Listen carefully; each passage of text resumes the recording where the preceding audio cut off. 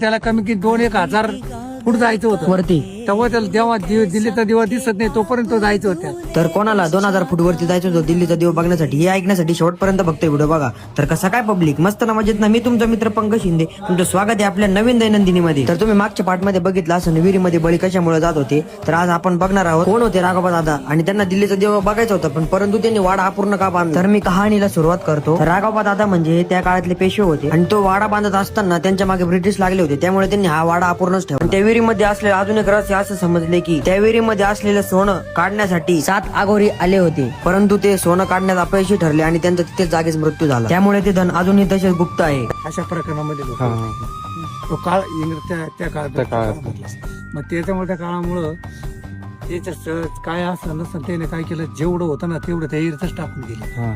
म्हणजे ते इंग्रज माग लागले ते डायरेक्ट पळूनच गेले. मग कुठं पळून गेले पुढं काय हे काय सांगता येत नाही. याला फक्त इथून दिल्लीचा देवा पाहायचा. म्हणजे आता 600 फूट ये आणि त्याला अजून इतकं वर जायचं होतं 600-1000 म्हणजे त्याला कमी की 2-1 हजार मीटर फूट जायचं होतं वरती. तेव्हा त्याला जेव्हा दिल्लीचा दिवा दिसत नाही तोपर्यंत तो जायचं होत्या. मग आता कोण सांगली तू कोणा दिसत दिल्लीचा दिवा किती काळ त्या राजाचं नाव काय होतं? राघुदादा. म्हणजे तो परत आलाच नाही. परत येतच नाही. मग त्याने काय केलं की इयर वाडे काय तुम्हाला म्हणलं का नारळा खाली झाड इयर बुजून टाकली त्याने डायरेक्ट. हा हा हा. मग ती छोटी इयर ठेवली.